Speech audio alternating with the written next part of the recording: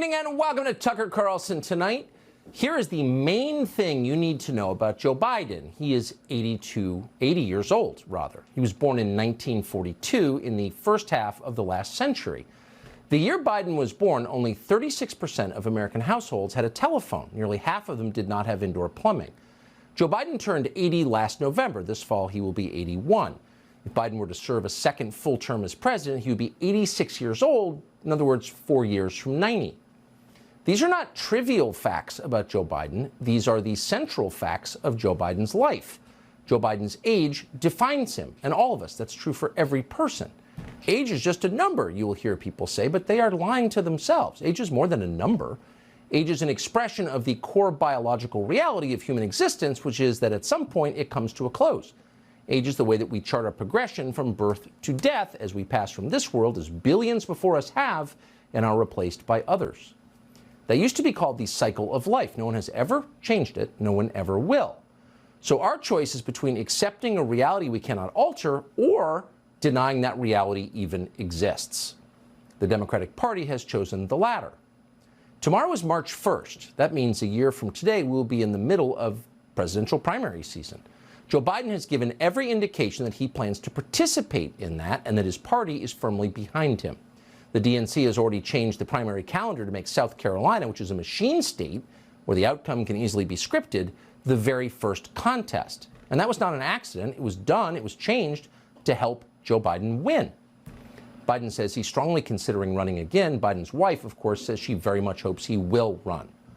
And most tellingly of all, no mainstream Democrat has announced a run against him.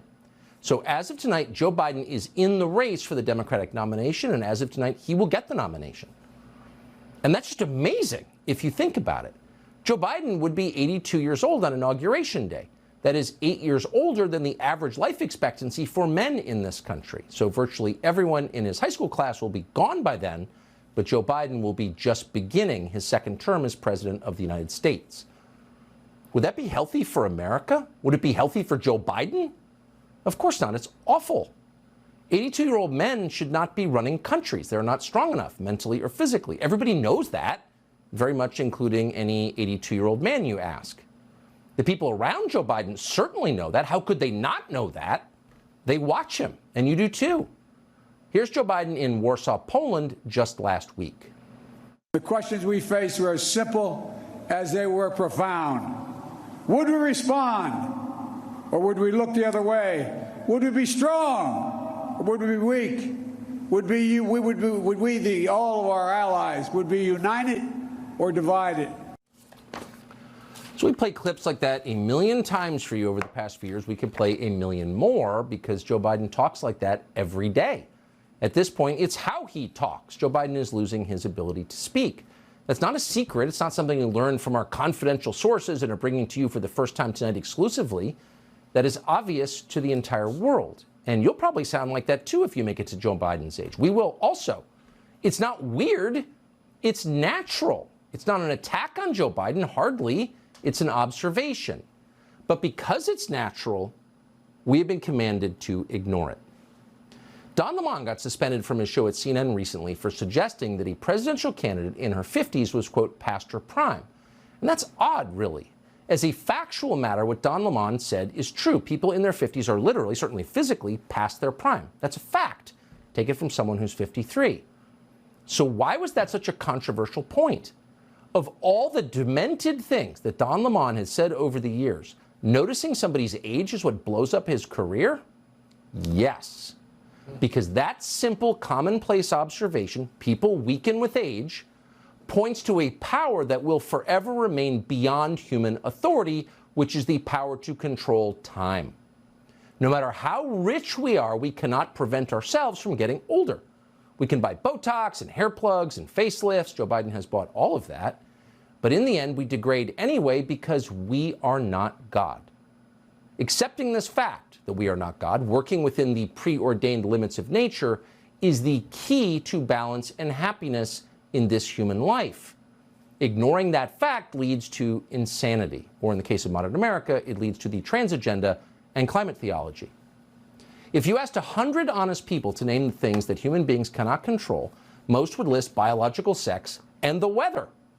You can't decide whether you're a boy or a girl. You are what you are born. Sorry. And nobody, try as we might, can make a sunny day. You don't manufacture it, you receive it. A sunny day either happens or it doesn't. It's not up to you. At best, we can try to predict the weather. We cannot determine the weather.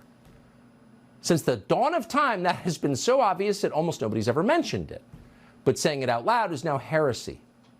And that's because our leadership class is at open war with nature. Nature is the final limit to their power, and so they hate it. They tell us they're in charge of human biology, even of DNA. Trans women are women, they screech. Meet our Lady Admiral. They brag about how they now control the weather. Too hot for you? Hold on, we'll change that with the Green New Deal. And then they tell us, of course, that age no longer matters. Joe Biden may live forever. We've got AI now. It's all a ridiculous fantasy. They have no such power. They can't even keep the electrical grid running in the state of California. And on some level, they know that. They know how limited they are, which is why they become so hysterical in the face of physical reality, because it's a reminder of their limits. Do you remember this fall when that NBC reporter, a woman called Dasha Burns, dared to point out that John Fetterman's stroke had damaged him? Well, of course it had damaged him. Everyone could see it had damaged him. But to Fetterman's wife and the rest of the Democratic establishment and the rest of the press corps, saying something like that out loud was more offensive than any obscenity. Here's an outraged Mrs. Fetterman. What a disservice that she did to not only my husband, but to anyone facing a disability and working through it. And I don't know how there were not consequences, right? I mean, there are consequences for folks in these positions who are any of the isms. I mean, she was ableist. Well, she's an ableist, howled Giselle Fetterman, because someone had correctly pointed out that her husband was no longer able because he had a stroke. In other words, reality intruded on Mrs. Fetterman's fantasy, and therefore reality itself had to be shouted down and destroyed. You're seeing an awful lot of this attitude, that exact attitude recently from the people in charge. It's not a healthy sign. Wise leaders recognize the limits, the inherent limits of their power. They know that they're not in control of much, actually, because no one is. You can decide what to have for breakfast, that's up to you, but you cannot decide to become a woman. You can't choose to live to 100. You can't even choose to think clearly at 80. None of that is your choice, even if you're the president. Life, unfortunately, is a sexually transmitted, invariably fatal condition. That's not a bad thing, it's just true. And when you deny it, bad things happen. And they are. Candace Owens hosts the Candace Owens podcast. She joins us now. I have to say, Candace Owens, the one thing I will never attack Joe Biden for is his age, because it's the one thing he doesn't control. And I have absolute sympathy for him. I hope to make it to that age. So this is not an attack on him for being old. I'm just amazed that no one around him feels empowered enough to point out, I'm sorry, you're too old to be president. Why is that the one verboten thing? Why is that the one thing no one can say? Yeah, you know, I do feel some sympathy for Joe Biden because obviously he is mentally incapacitated, but it does make you want to question Jill Biden and people like Giselle Fetterman, who understand exactly what their husbands are going through, understand that they're being mocked on the world stage, understand that they are struggling even to form coherent sentences, and yet they sit there and they applaud and they think we're just going to keep hiding this from the public, all on their quest for power. And that's really what this comes down to. Look, we can call these people incompetent, they are, but does incompetency matter? No, because they're here to serve the party. This is all Democrats care about. You are here to serve the party, and actually, if you are incompetent, that's even better, right? Because these are puppets. These people are on strings. These people are to do what they're told and not to think expressly, actually. They are told not to think individually. Think only about the party. Do what we tell you to do. And what we want you to do is to further disintegrate these communities, is to further denigrate these communities, because what we are after, as the party initiative, is full omnipotence. And what they need to create is a new system of slavery. This is why I call it the ultimate thing that they are after is neo-slavery. They want to make sure that no individual holds power in this country. And so what you're seeing is something that's very evil. You are calling out something correctly and saying that their final war is a war against nature. It's a war against sanity. It makes us question our sanity. You would never think that we would be having these debates that we're having today, that people would be telling you that it's a wrong thing to say that an 86-year-old is old, right? So suddenly we're being attacked for this. Everything is given an ism. And the reason is just as you correctly pointed out, is because it is the final war, and they need to make sure that they control even language. Well, I think language is the key, because they've cowed the population even smart people who know better into not saying the obvious things. Their fear is that people will say the obvious things. You're too old to be president. Your trans admiral is a dude. Putting incompetent people in the cockpits of commercial airliners or having them perform heart surgery is insane. You're insane. Like, none of this is real. You can't allow this to happen. And those are the very things that no one is willing to say. I don't know why.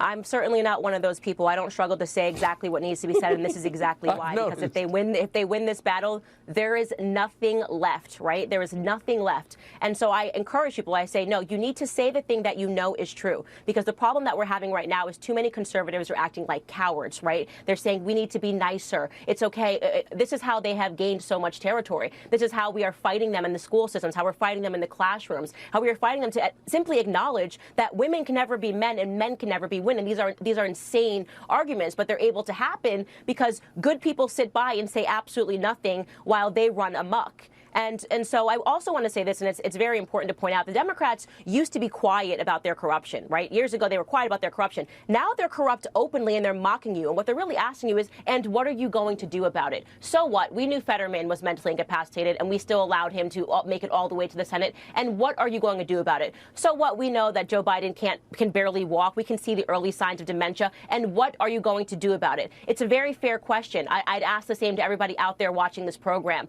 What are you going to do about it? Why don't you start saying the truth and having the courage to say it boldly?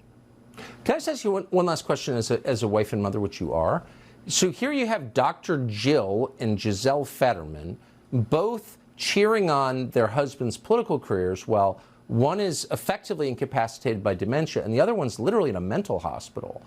Wouldn't you think that a spouse who loved her husband, say, no, it's not good for him? Why is Dr. Jill not the villain in this story? What is her problem? What a ghoulish, power-seeking creep. And the same with Giselle Fetterman. Her husband's in a mental hospital. Like, what? Yeah, absolutely. These women are monsters. I'm not going to mince words here. These women are absolute monsters. If you're in a relationship and you love someone and you've had a family with this individual, you would never want to see them suffer, period. Now imagine allowing them to suffer publicly. That's exactly what these women are doing. They are somehow have become creatures on their quest for power, and they should be ashamed of themselves, but I promise you they won't be, because it's all about serving the party. And if they have to sacrifice their husbands, oh well.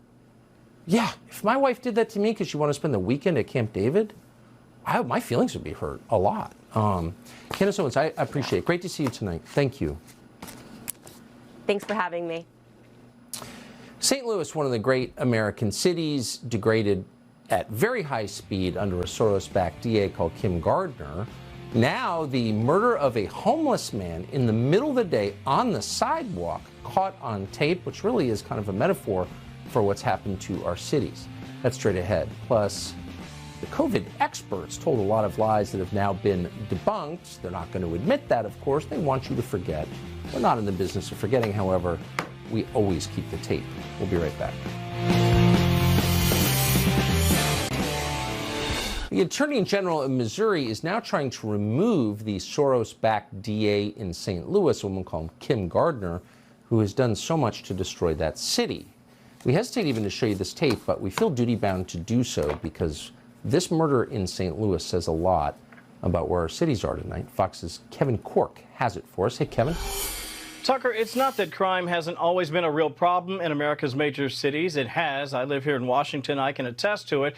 It's just that there's an increasing scale and scope and, frankly, the brutal nature that really shocks the senses, leaving citizens begging for help, and in some cases, Soros-backed DAs are facing increased scrutiny, and intense scrutiny at that. Take, for example, as you point out, that disgusting incident that happened in St. Louis yesterday outside the Globe building. In a video posted online, you see a guy by the name of Deshaun Thomas. He stands behind a homeless man sitting on the sidewalk, calmly loads his weapon and shoots him at point-blank range. Witnesses suggest that the pair may have been fighting outside of a Shell gas station up the block moments earlier. Thomas was arrested a short time later at a library, though it's unclear if he was out on probation at the time or if he has a long rap sheet, probably, but we'll have to wait and see. So far, there have been 25 murders in the city already in 2023, leading to growing calls to oust Soros-backed attorney Kim Gardner, in part because of the number of repeat offenders committing violent crimes in the city. Now, you may have heard of this one earlier this month.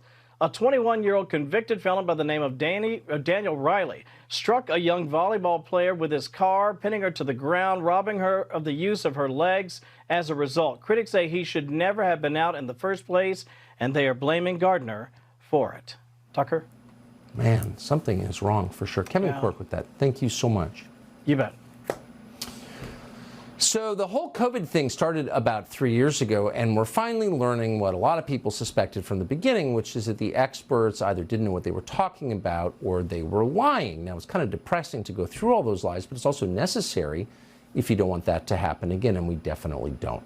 Dr. Marty Makary has been chronicling them, keeping track. He's a public health expert, professor at Johns Hopkins School of Medicine, and he joins us tonight to list some of the things we learned that aren't true. Doctor, thank you so much for coming in, and thank you for keeping track of this, because I think you need an after-action report to make you better the next time. So what have we learned was untrue? Well, Tucker, I just testified before Congress, and of course, those on the left were asking about misinformation as if that was the big problem. And of course, microchips in the vaccines as a conspiracy theory came up. Now, I don't know how many people chose not to get the vaccine because of fears of a microchip. Maybe 2 people in America or 5. How about the misinformation propagated by public health officials? The biggest deliverer of misinformation has been the United States government, and the data has caught up with all the lies now and has actually debunked many of these lies. For example, natural immunity is not protective. The Lancet study tore that apart, showed it is absolutely as effective as vaccination and probably more effective. That school closures would reduce transmission. The Europe experience proved that wrong. The schools were open, clear, and free throughout with the similar transmission rates. So that was wrong. That myocarditis is more common after COVID infection than it is from the vaccine. Not true. JAMA Cardiology showed that it was 4 to 28 times more common after the vaccine in a particular cohort. That the lab leak was a conspiracy theory. Both Dr. Farzan and Gary, the nation's 2 top virologists, told Dr. Fauci in January of 2020 in an emergency meeting that Fauci called that they thought it was the lab leak, and yet it was billed as a conspiracy. And finally, that the bivalent vaccine and the boosters are effective and necessary for young people. We've had no randomized controlled trials. Dr. Jha at the White House said it's crystal clear. To me, it's crystal clear a young, healthy person should not get it. No one on the congressional committee or at the CDC has ever been able to tell us if any healthy American child has died of COVID. It may have been a couple, could have been 3, 5, 10 over 3 years. That's way below any respiratory pathogen. How can you push something so aggressive with such absolutism and dogma without the data? We don't even know if any healthy child has ever died of COVID. Now, public health officials and the CDC are proposing that a 12-year-old healthy girl get 60 mRNA COVID vaccines in her average lifetime, 1 a year. This is where we've got to demand data before following these recommendations. That's what they're demanding right now? It's hard even to believe that, given everything we know. That seems deranged and scary. Annual vaccinations for all people. That's the mantra right now, and it's all or nothing. Last question, Doctor. Is there an organized, I mean, that's so unwise. You got to think there's an organized resistance to that. Do you think that could actually happen? It could become compulsory? Yeah, most of the resistance are practicing physicians, but because anyone who disagrees with the mantra is dismissed or censored or deleted or excluded from national meetings, it appears as if there is a unified consensus of physicians. The CDC's own study found that 40% of pediatricians do not recommend the COVID vaccines for children. That should say a lot. And when I go to the doctor's meetings, none of them have been wearing masks over the entire last year. That should say a lot. Yeah, it does say a lot. Dr. Marty Makary, a brave and learned man. Thank you so much. Thanks. So if you work at any kind of big company, or apologies, but you probably had implicit bias training, one physician has enough self-respect to say enough. Dr. Marilyn Singleton joins us next on that topic. This is a Fox News alert. There's a potentially significant hearing underway in the House of Representatives. The House Select Committee on the Communist Chinese Party is holding its first hearing on the Chinese communist threat to America. You're seeing pictures live right now. We're going to monitor what's going on there, and if anything happens, of course, we'll bring it to you right away. So this is one of those stories you wonder, like, how much longer can we ignore this? We seem to be getting a lot closer to a major aviation disaster in this country. There are no minor aviation disasters. Near misses are now occurring every few days. Not an overstatement. On Wednesday, an air traffic controller in Burbank, California, cleared a Mesa Airlines jet to land on a runway where a SkyWest jet was in the process of taking off. Then, when the Mesa Airlines jet abandoned the landing, the controller briefly directed the two planes toward each other. The controller kept mixing up right and left in her radio calls. The planes were less than a mile apart at one point, and for objects moving as fast as airplanes, that's very close. Now, this is similar to another incident that happened earlier this month in Austin, Texas. In that case, a FedEx cargo jet came within 100 feet of a Southwest Airlines jet after the FedEx jet was cleared to land on a runway where the Southwest jet was taking off. That shouldn't be allowed. That should never happen. But it's happening quite a bit. On Monday night, a JetBlue flight at Boston's Logan Airport nearly hit a Learjet. The Learjet began its takeoff roll without clearance as the JetBlue flight was landing. The JetBlue flight cleared the Learjet, the private aircraft, by less than 100 feet. This is totally crazy. And it's also part of a much larger problem with transportation in the United States. Today in Manatee County, Florida, a train carrying sheetrock and more than 30,000 gallons of propane fuel derailed. Hazmat crews are on the scene at this hour. So far, no one has been evacuated, although officials say that could be coming soon. Again, this keeps happening. Just a week ago, hazmat teams deployed in Gothenburg, Nebraska, after a coal train derailed there. And of course, as you well know, earlier this month there was a derailment and then a man-made mushroom cloud in East Palestine, Ohio. So you have to wonder what happened to the $1 trillion infrastructure bill, the one that Joe Biden can't stop bragging about. The infrastructure bill was actually an equity bill, the one that put solar panels on government buildings. What about our infrastructure? What about the airplanes? Why do they come within 100 feet of each other? No one in the Biden administration appears to care. And unless they start to care, people are going to die for real. So the thing you want to watch is not the periphery, but the core. That is the critical industries: aviation, transportation more broadly, energy, and medicine. And there's a problem in the medical profession. For some reason, medical schools and hospitals have become convinced that the appearance of your doctor is the most important thing. You can judge a book by its cover. And CNN, of course, is pushing it hard. Watch. Right now, fewer than 6% of doctors in the U.S. identify as Black or African American. That's despite the fact that the community makes up 12% of the country's total population, and that's raising concerns about the impact on public health. Research shows that when we have a more diverse physician workforce, there's more understanding and more trust between the patient and the doctor. If the doctor has an understanding of the patient's cultural experiences, cultural background, lived experiences, especially when it comes to racism or discrimination or other aspects of their life, that can help with that physician-patient relationship. It's super simple. If there was ever a place where we need a pure meritocracy, the most qualified people get the jobs, it's in medicine. Most doctors believe that. Very few are willing to say it. Dr. Marilyn Singleton is one of them. She's got a piece in the Washington Post called "I'm a Black Physician and I'm Appalled by Mandated Implicit Bias Training." And we are happy to have her join us tonight, Dr. Marilyn Singleton. Doctor, thank you so much for coming on. You've practiced medicine for a long time. Thank you for inviting me. Oh, well, we're delighted to have you. What have you noticed that has changed in your profession in medicine recently, and why are you concerned about it? Well, I'm concerned. One, I grew up in a time when there was segregation, and we moved from Black people having to go to Black universities to where it was completely open, and I was able to go to top-tier universities where my parents didn't necessarily do that.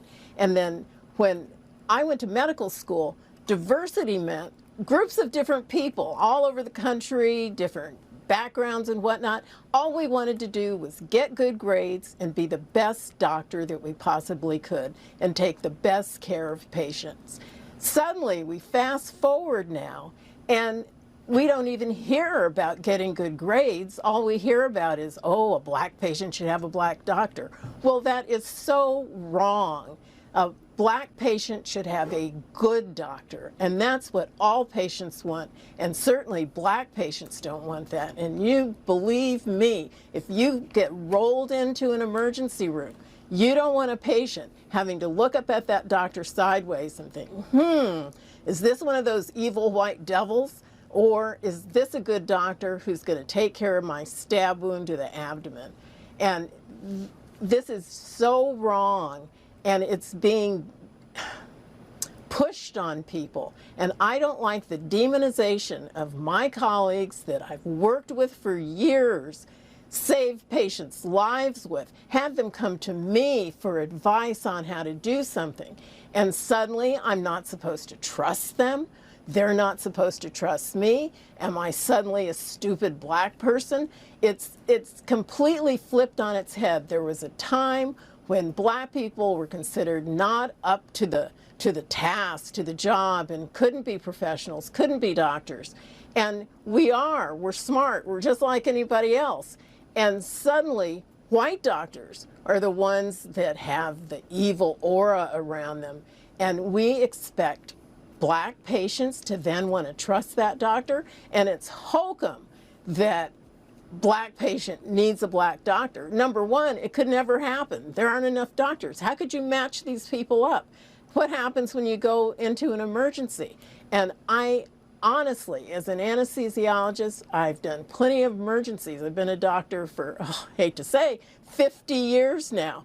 And patients look at you, and years ago, all they wondered, are you old enough to know how to do this? And they wondered about your competence. And this is wrong, having so much focus on race and bringing back the kind of focus that we fought for so many years to be gone, to look at people as individuals and their talents, their personality, their compassion, and they're wiping it away, and it's just wrong. It's criminal. Why are you one of such a tiny minority of practicing physicians willing to say that? Well, I think it's like so many times, and I'm sure you've been in these meetings where everybody's thinking the same thing, but nobody wants to say it out loud. And part of it is what's happening in medicine all over, that we now have private practice, only 47% of physicians. And so you're looking at 53% of physicians are employed or they work for one of these big health systems. They're afraid. They're afraid to lose their jobs. And it's kind of hard to blame them. When you're in private practice and you're taking care of your own patients for your own self, you know, you can say what you want, and your patients, when they love you, and they don't care what color you are. They're just glad that you give them good treatment. Bless you for saying that. I mean, it sounds obvious, but when you're one of the only people willing to say it, we're really grateful for your willingness to do that. Dr. Marilyn Singleton, appreciate it. Thank you. So if you want to control a country and its people, obviously you destroy their history so they don't know what happened before. And then the future is yours. So now the woke mob is in the Pentagon, and they've decided to desecrate Arlington National Cemetery. Not so fast, woke mob at the Pentagon. We've got details next.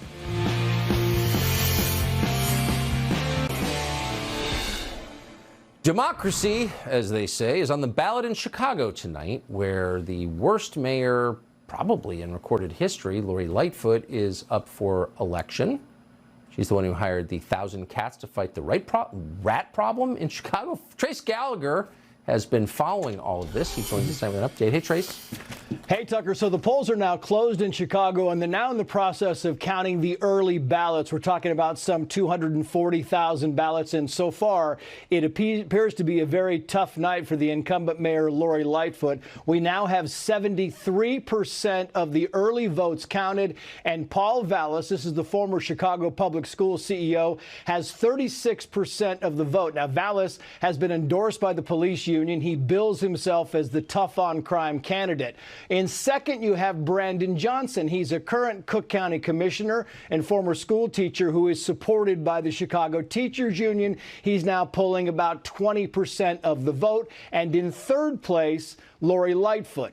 She's at just under 16%, not really doing well. In recent weeks, Brandon Johnson's surge has made headlines because it was so surprising and so fast. But this is primarily about crime because even Chicago is tired of the increase in violent crime all across Chicagoland. So once the early ballots are counted, they'll move on to the rest of the votes. But remember, it could take a while because if one candidate does not get more than 50%, it goes to an April 4th runoff.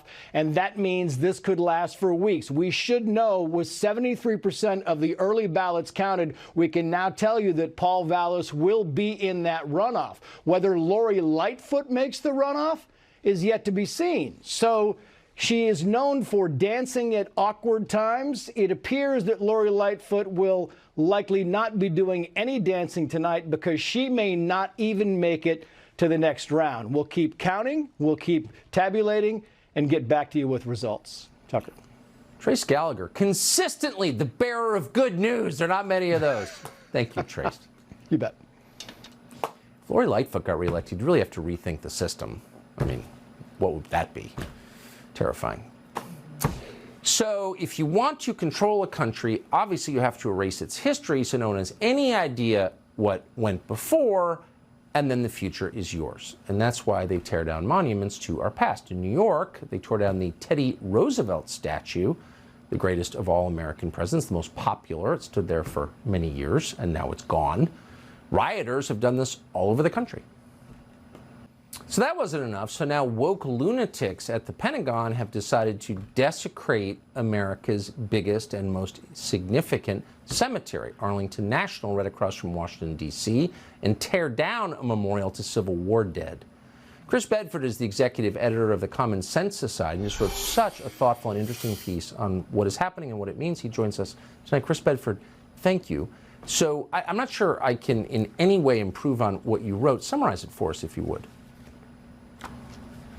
Well, right now what they're trying to tear down is a monument in Arlington that marks the Confederate war dead. Now, this is not a monument to victory. It's not a monument that says, rise up again, this war is coming. This is a monument to reconciliation. It's a funerary monument that stands over the graves of people, including the architect, and a number of other Confederate war dead who are buried there now in Arlington. This is something that symbolizes peace. At its center is a robed woman holding a laurel crowned with branches and also holding the plowshare that stands for beating our swords into a plowshare. Now beneath that is a frieze centered on Athena, a circular frieze that shows Southerners answering the call to war. And that's something the critics have a problem with. It does show a romanticized and idealized version of the South there, but it is at its core a monument to that reconciliation. And it came during a very complicated period in time. If we think that 2020 was complicated, the period after the Civil War, where about 2% of the American population gave their lives in battle, was extremely tense and complicated. For decades afterwards, Confederates were not even allowed to not even the families were allowed to tend the graves of those who were fallen. But America actually got through what most countries never get through. They got through a civil war, and 30 years later, when they ended up fighting side by side in the Spanish-American War, that mutual affection was rekindled. And there was a softening of hearts, and people who had fought on both sides reached out to each other and said, we're going to try and come together and build something to reconciliation. Now, the people who built this, the Daughters of the Confederacy, know that this was not a perfect country. Not a single one of them could vote at that period. There were still a lot of problems that we had to get through, but coming together in that complicated history is what's essential for us to remember, and tearing it down is very simple-minded. How vicious to do this to a graveyard 150 years later. Is there, very quickly, is there any way to stop this erasure of American history? It's not theirs to erase, is it? I think there is. The Congress has given the Pentagon the ability to erase these things, but they're talking about base names and roads. Things like Arlington National Cemetery fall under the U.S. Commission of Fine Arts. That's part of the cemetery. That's civic architecture. That's something the military, though they like to bulldoze over authority, actually has to maybe take a back seat to. Yeah, you can't desecrate graveyards. Sorry. I don't care who's buried there. Chris Bedford, thank you. Appreciate it. Thank you. So we spent a lot of time beating up on the White House press corps, but there is someone in the White House press corps who's worth knowing, an amazing man. His name is Simon Atiba. He's covering the White House, the American government, for an audience in Africa, and we thought it'd be great to sit down with him. It was better even than we imagined. He grew up impoverished in Cameroon before becoming the toughest reporter in Washington. We asked him in a long conversation about his life for Tucker Carlson today. Here's part of it. When I thought that everything was great, I decided to travel from Cameroon to Nigeria by sea, and I was attacked by pirates on the Gulf of Guinea. And I'm not going on vacation with you. I'm sorry. It's not personal. Yeah, and I was attacked. So you finally get out of prison in northern Cameroon and decide to go back to Nigeria by boat, but you get attacked by pirates? I was attacked by pirates on the Gulf of Guinea, and they had an AK. Piracy is rampant around, between Cameroon and Nigeria. And I was almost getting to Nigeria, and we saw these boats, this speedboat that began to come towards us. They were like, lie on the ground, your money, bring everything out. And eventually they had this gun. That was the first time in my life that I thought, oh my God, I'm gonna die. Having a gun to your head, I thought this guy may pull the trigger. Yeah. But eventually the guy didn't pull the trigger. I survived, and it became too much other things. And I decided to,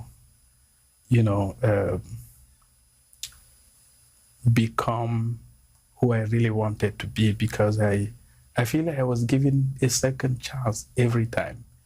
And I decided to really live life to the fullest. And that's how I ended up in the U.S. So how do you get from the point where you've got an AK-47 to your head from a pirate in the Gulf of Guinea to being in the White House press room? So I'm back in Nigeria doing my stuff. I don't have money. Life is always tough. I'm covering the U.S. Embassy. They are giving grants to everybody except Simon. They are asking Simon every day to come and cover them. And I feel like telling them, don't you have eyes? I've been covering you for 5 years. I'm getting old. You guys are not giving me any thing. And you're giving things to people who can do anything. And I'm here. Don't you see? They were blind and they were not seeing.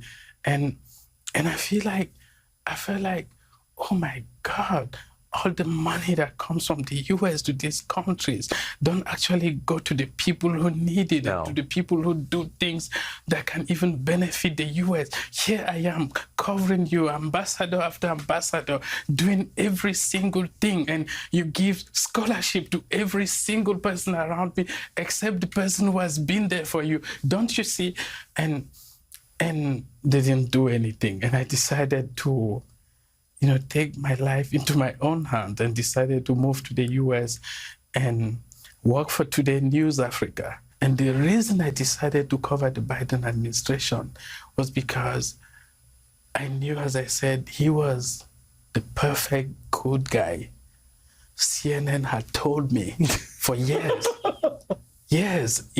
that the racists were the conservative, the Republicans. Yes. And those were the bad guys, the people who live in the Midwest with, redneck white guys with no college degrees who live in the Midwest. Don't have anything to do with them, because those are the racists and you can't have anything to do with them. Stick with Biden. And so I ended up at the White House with President Biden, the good guy. And as soon as he got there, they refused to talk to him. Equity. Simon Atiba, one of the great guys on Fox Nation Now. We'll be right back. We're supposed to be talking about healthcare today, but it didn't take long for it to get pretty creepy. Watch. I had a nurse named Pearl Nelson, military. She'd come in and do things that I don't think you learn in medical school, nursing school. She'd whisper in my ear. I couldn't understand her, but she'd whisper, she'd lean down. She'd actually breathe on me to make sure that there was a connection, a human connection. Welcome to Tucker Carlson Tonight. Happy Monday. So how would you define the Biden administration? Well, really the hallmark has been an almost otherworldly disconnection from the actual affairs of the United States. If it's really happening in this country, the Biden administration will pretend it's not. In fact, White House officials seem to have no idea what's going on in our country and no interest in learning about it. The week a train derailment poisoned an entire town in Ohio, the transportation secretary, the man in charge of preventing train derailments, held a press conference attacking white construction workers because they're the problem. It's 1952. Our 80-year-old president, meanwhile, 80 years old, he seems convinced it's 1915 and we're all living in rural Alabama, burning crosses in the front yards of terrified sharecroppers to amuse ourselves. We don't have TV. Biden gave a speech the other day in 2023 to denounce lynching, as if lynching is still happening in the United States. It all seems a little delusional. So it was with genuine relief that we saw today one of Biden's top cabinet officials, Janet Yellen, who runs the Treasury Department, sign off her Twitter account, finally leave Washington, and meet with actual flesh and blood human beings who are suffering. And not only did she meet with them to prove her sincerity, Janet Yellen brought with her a check for $1 billion. And we'll admit, partisanship aside, we were happy to see that. Finally, someone in the Biden administration who actually cares, who's getting on an airplane to show concern. That's the good news. The bad news is Janet Yellen was not in East Palestine. She was in Ukraine. Watch. And today I'm proud to announce the transfer of an additional amount of over $1.2 billion. That's the first tranche of about $10 billion in direct budget support that the United States will provide in the coming months. We love you so much that we will give you whatever you want. Anything. A new bicycle, a puppy, a pony, it's yours. We love you. Billions more for Ukraine, your tax dollars. But that money's not going to be going to the newly poisoned communities of eastern Ohio. Who cares about them? It's not going to be earmarked for the hundreds of thousands of American families who have lost loved ones to the opioid epidemic, an epidemic that was created by Democratic donors at Purdue Pharma. No, that money's going to Zelensky and his wife in Kiev. And that money will complement the more than $100 billion in tax dollars they've already received from the U.S. Treasury. And you've got to think, as they watch this tonight, assuming there's still TV reception in East Palestine, the people who are stuck there are kicking themselves. If only they had paid Joe Biden's crackhead son $80 grand a month for a no-show job, Janet Yellen might be visiting them today. It seemed like a lot of money at the time, but that turned out to be the best investment those Ukrainian oligarchs ever made. It was like buying Google stock 20 years ago. Talk about a jackpot. And by the way, nobody understands the principles of political venture capitalism better than, ironically, the communist Chinese government does. They paid Hunter Biden too. And this weekend we learned a little bit about what they got in return. The Wall Street Journal reported that the Biden administration has finally concluded that, yes, COVID was not naturally occurring. It didn't emerge organically from a pangolin, whatever that is, at the wet market, whatever that is. No, the virus came from a Chinese military lab where it was created. That's the determination of the Department of Energy based on new intelligence that, of course, everyone already had. Now, we learned this, interestingly, from a newspaper. We did not learn it directly from the Biden administration because Joe Biden hasn't said a word about it. And that's a little odd. 1 million Americans, they tell us, died of COVID. Close to 7 million died globally. So it's inherently a big story. Now, it is true that the origin of COVID is not directly related to anti-trans racism. So it's not unnatural for Joe Biden. He doesn't have his talking points already written. But it might still make for a good topic for, say, a primetime address to the nation. He might mention it to us. He might answer a few other questions while he's at it. For example, is Joe Biden still sending money to China for biotech research? The administration was actually doing that, sending cash to that same Wuhan lab as recently as last year. Are they still doing that? And bigger picture, have their views on China changed now they know that China is responsible for the deaths of almost 7 million people? Now that we know China unleashed COVID on the world, intentionally or not, and then lied about it for sure, and then hid life-saving genetic information about the virus from the scientists who are trying to respond to COVID. Now we know all of that. Does Joe Biden still consider Vladimir Putin, he's so bad, the greatest threat to world peace and stability? It does seem like this story could overturn some of our previous assumptions. Well, Joe Biden's National Security Advisor, Jake Sullivan, went on CNN yesterday to answer precisely none of these questions. Instead, he told us, we're still not sure where it came from. Watch this. Did the coronavirus pandemic start in a lab? Is that what you believe now? Well, Dana, there is a variety of views in the intelligence community. Some elements of the intelligence community have reached conclusions on one side, some on the other. A number of them have said they just don't have enough information to be sure. And if we gain any further insider information, we will share it with Congress and we will share it with the American people. But right now, there is not a definitive answer that has emerged from the intelligence community on this question. We just can't say for sure where COVID came from. There's no consensus. We're still debating it. Well, there's never a consensus in Washington about anything, particularly not with the intel agencies. They're lying. We know perfectly well where COVID came from. We've known this for years. In fact, one of the very first things we knew about COVID was that it was an engineered virus that escaped somehow, intentionally or not, from a Chinese military biolab in Wuhan. It was in early March of 2020, 3 full years ago, at the very beginning, that we did a long open on this show about the Chinese research paper whose authors later disappeared. Now, these Chinese scientific researchers scolded the Chinese government for the lax safety standards that they said allowed COVID to escape and infect the world. This was 3 years ago. Watch this. In fact, the outbreak may have begun not in a public meat market, but in a poorly run Chinese laboratory. Now, that's not our theory. Anyone who raises that theory on American television is attacked as a conspiracy monger. But this is a theory from a now censored Chinese paper. A draft paper posted in mid-February. Scientists at the South China University of Technology suggested that the coronavirus outbreak, began at the Wuhan Center for Disease Control, where an animal may have infected a researcher who then spread the disease outside the facility. The paper is explicit about this. We're going to quote it. The killer coronavirus probably originated from a laboratory in Wuhan, end quote. So it's not like we did a lot of hard-hitting reporting with our Chinese-speaking staff. That paper was in English on the internet, and anyone who was interested could have found it. We were just interested. That's why we found it. And then we found someone who was there.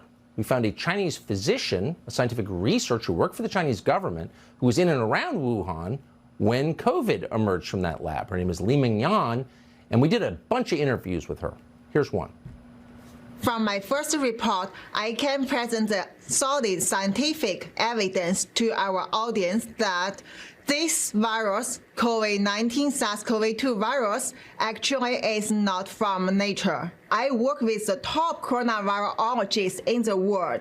So together with my experience, I can tell you, this is created in the lab. This is from that template owned by China military.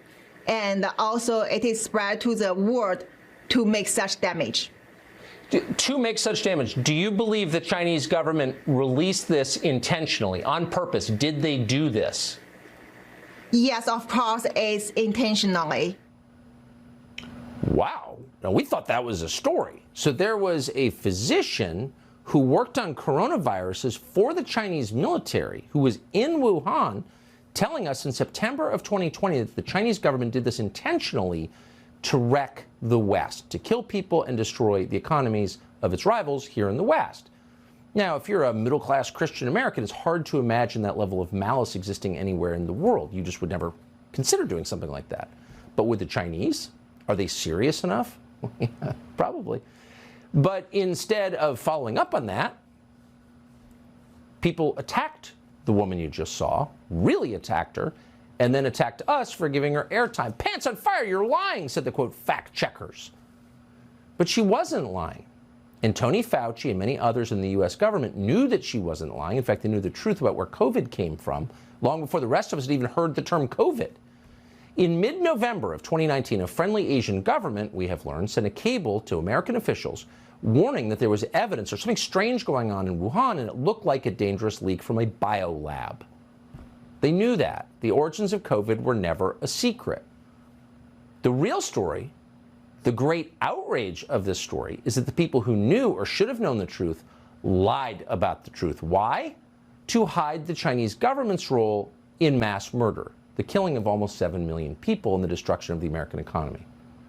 That's the interesting part, looking back 3 years later. From the beginning of the outbreak, the American media, as one, took the side of the Chinese government in this new propaganda war over COVID. And Trump, once again, to his credit, knew. He knew exactly where this came from. He didn't say so directly, he should have, but instead he alluded to it. He called COVID the China virus. And when he did that, he was over the target, so the Chinese government attacked him. They've learned a thing or two from watching American politics as a, quote, racist. One Chinese news outlet tweeted this, quote, racism is not the right tool to cover your own incompetence. Shut up, racist! They saw it working in America. We're going to try that. And it worked. And then the entire American press corps covered for the Chinese government.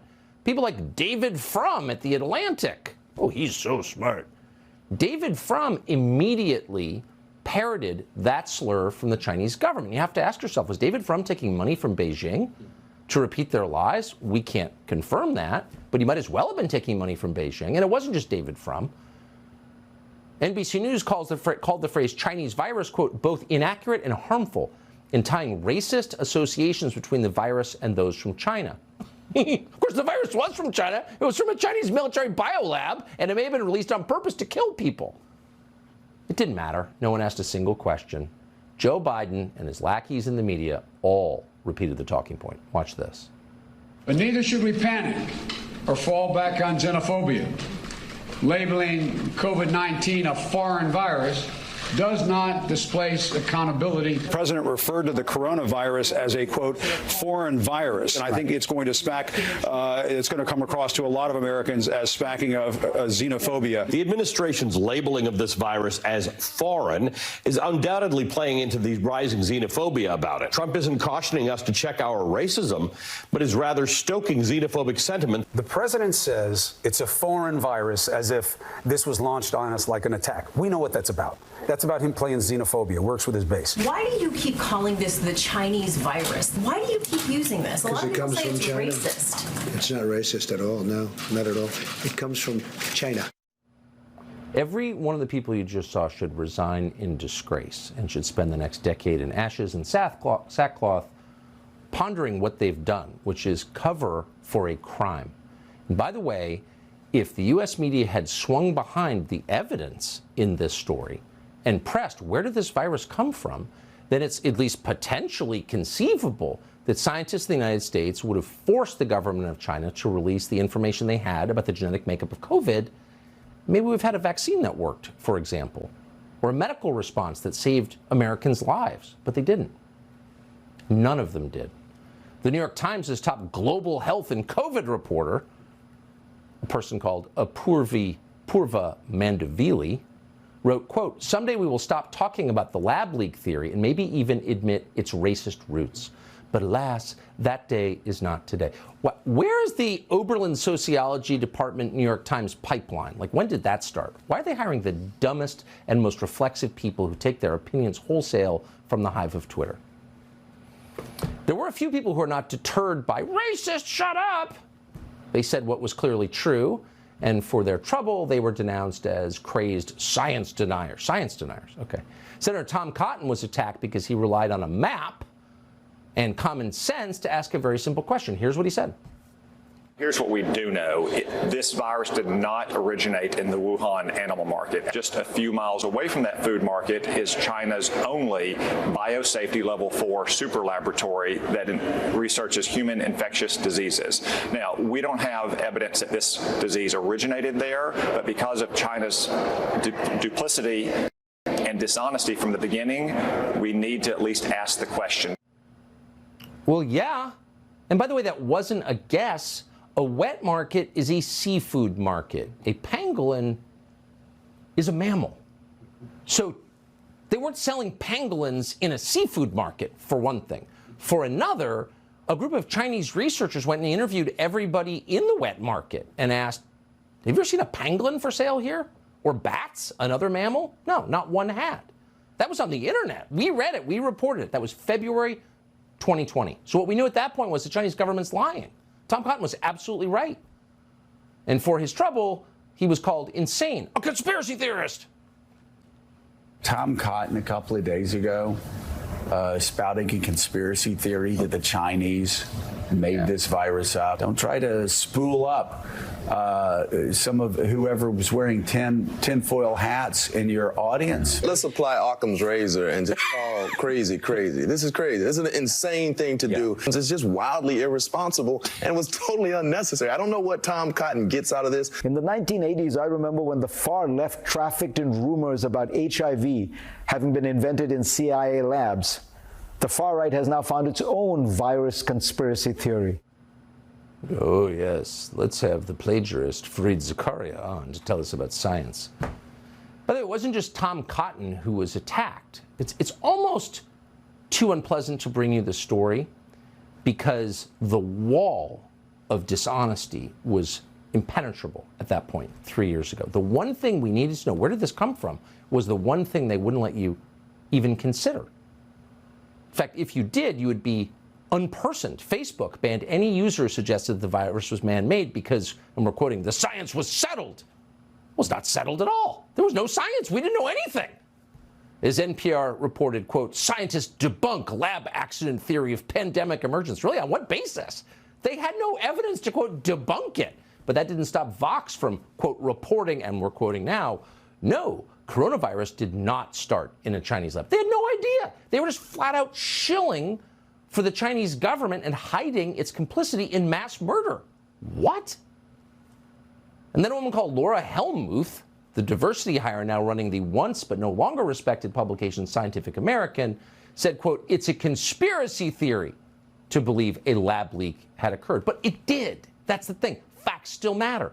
Every facet, every element, every link in the chain that connects every part of elite America to itself pushed the same lies. Even the quote, comedians, they were on propaganda duty too. Watch this. He's also pushing U.S. intelligence to find evidence for this theory that the virus was accidentally released from a lab in Wuhan. That's his new angle to feed the wingnuts, to treat this virus like it was a conspiracy of some kind. It should have never happened. This plague should never have happened. It could have been stopped. But people chose not to stop it. What people? Tomorrow he'll blame the Spanish flu on Antonio Banderas. Yeah. Imagine if you're a comedian and all of a sudden your cue card has all kinds of talking points from politicians and foreign governments on it. Don't read it. You degrade yourself and you become complicit in the greatest crime in history. So you have to ask, what role did the U.S. intelligence agencies play in all of this? Of course, they knew. Well, at one point, MSNBC's Nicole Wallace, the single most dishonest person on television now or ever, claimed that, and we're quoting, Donald Trump is turning his intelligence community to now investigate a conspiracy theory about COVID coming from a lab in Wuhan. By the way, we're not watching this woman's show, but is she in tears tonight begging the forgiveness of her audience? No. But let's parse this for a second. Obviously, she was wrong about the origins of the virus. It did come from that lab, intentionally or not. But what's interesting is that she was also wrong about what Donald Trump's government, under the leadership in part of Mike Pompeo, was doing. On March 17, 2020, a group of scientists wrote a paper in Nature magazine. That paper concluded that, quote, we do not believe that any type of laboratory-based scenario is plausible. Now, well, that's the final word. That's the science. Well, internal NIH emails show that Tony Fauci helped edit that paper. He did not disclose this publicly. It was all behind the scenes. Now, that's significant because Fauci was funding bat coronavirus experiments in Wuhan, the ones that apparently caused the pandemic. So he was editing the report on the origin of the virus? Okay. That's not peer-reviewed, as we say. It's the opposite. As Paul Thacker reports on his Substack, just a few days after that paper was published in Nature, the State Department's Office of Outreach, part of the Bureau of Intelligence and Research, began promoting these false findings, these lies. The State Department covertly recruited scientists to go around Washington, D.C. in off-the-record high-level meetings, telling everyone who had listed that COVID, quote, emerged naturally in an animal before crossing to humans and was not engineered in a lab.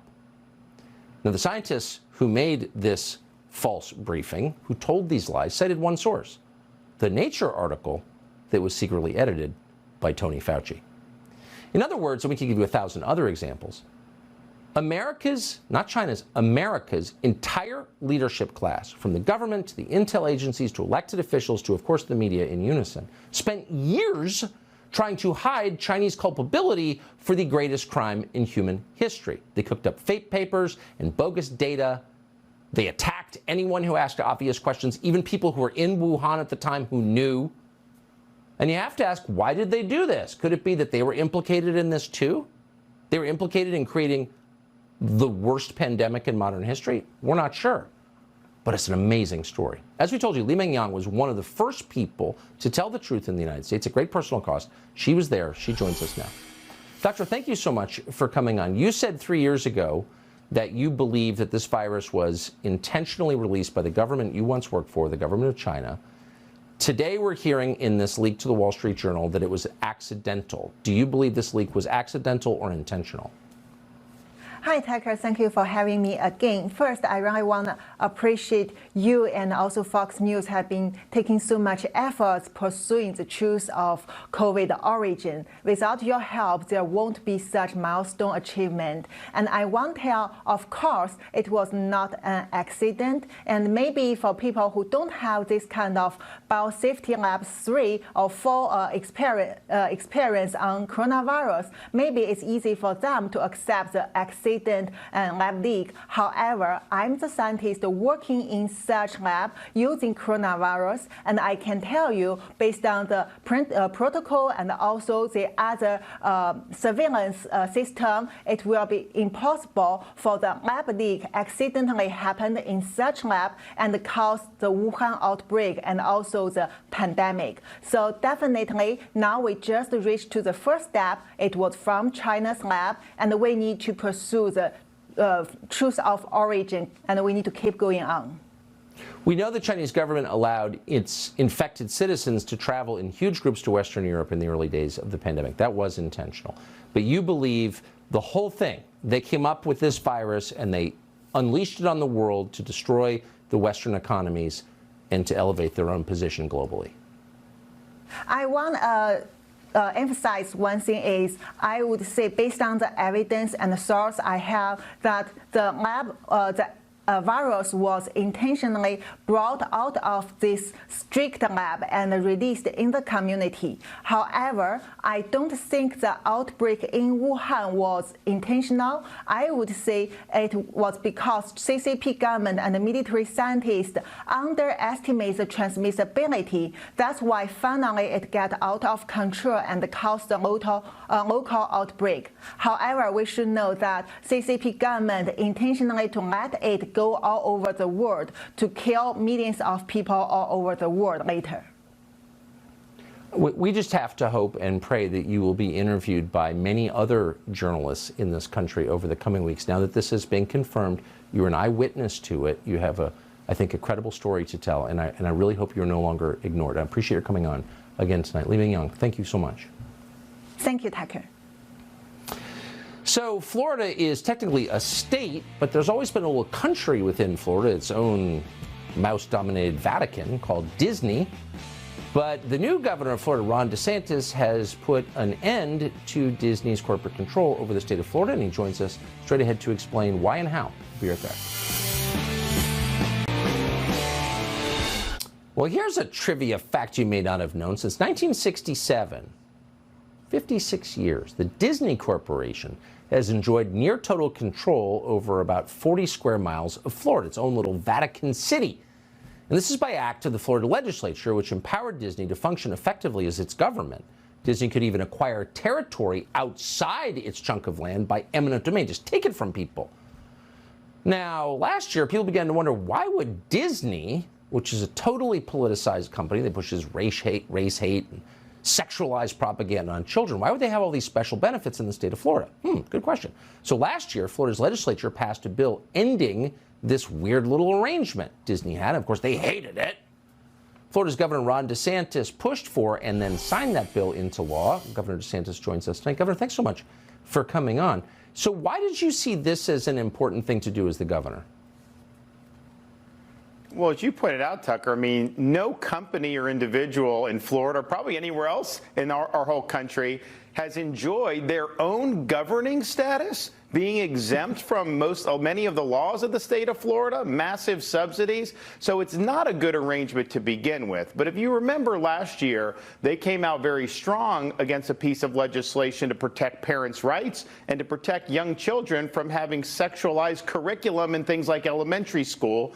And then they had executives talking about it was their intent to jam some of this sexualized programming in the Disney cartoons and programming for young kids. So then we're in a situation, Tucker, where they're taking those positions as a company, which are antithetical to our values. But with this arrangement, Florida was subsidizing that type of activism. That could no longer stand. And so now today in the state of Florida, for the first time since 1967, Disney no longer has its own government. They're going to have to abide by the same laws as everybody else. They're going to finally pay their fair share of taxes and pay all the debts that they've racked up over these decades. But my understanding was in a democracy, unelected corporate executives get to make your laws for you. No? Well, you know, there's a lot of people in the corporate press that think that that's what they would rather have. You know, I just won by 1.5 million votes, and then I go and do what I said I would do, and they squeal. They would much rather have Disney running the show in Central Florida. But there's a new sheriff in town, and I think that this is going to be good for the state of Florida. And I'll tell you, Tucker, the people that work there have been very, very thankful that we took this action. The firefighters, for example, on site, we're so glad that we're finally stepping up, going to listen to them, and going to treat them much better. So you just wrote a book about what you've done in Florida called The Courage to Be Free, Florida's Blueprint, if I can pronounce it, for America's Revival. It's out tomorrow. What's it about? Well, people would say, how'd you do it in Florida? I mean, we've become the focus point of freedom in the United States, and even around the world, people look at Florida. You just had someone from Spain saying, a politician, she wants Spain to be the Florida of Europe. And I think what we do is we talk about the different fights that we've had, our approach to leadership. But at the end of the day, Tucker, you talk about it all the time on your show. Yes, we got to fight overweening government, very important, and we have a very vast administrative state that we battle with Biden, but you also have corporate America going woke, big tech censoring. So these are fights all across the scene. And when you stand up for what's right, they come after you. It isn't easy. So you got to have the courage of your convictions to stand strong. But I think what we've shown in Florida, if you do that and people see you're willing to fight for them, they'll walk over broken glass barefoot to vote for you. And I'm proof positive of that. 4 years ago, I won by 32,000 votes. Last November, I won by 1.5 million votes.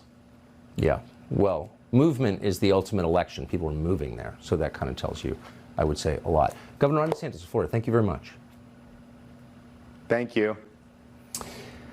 So it's Saturday Night Live, which is filmed live at NBC Studios at 30 Rock on 6th Avenue in New York. The audience always applauds because they're told to. But if you watched on Saturday night, you may have noticed the studio audience that night was weirdly quiet during the end of the opening monologue. They didn't know what to do. Woody Harrelson was describing a crazy idea he'd had for a film script, an idea so wild and unlikely no one could possibly take it seriously. Here's the idea. So the movie goes like this.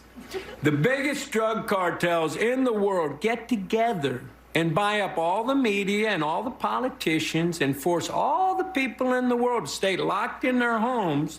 And people can only come out if they take the cartel's drugs and keep taking them over and over. I threw the script away. I mean, who is going to believe that crazy idea? Being forced to do drugs? Wait, did he just make fun of Pfizer? I mean, Catholic Church is one thing. The family is another, but Pfizer?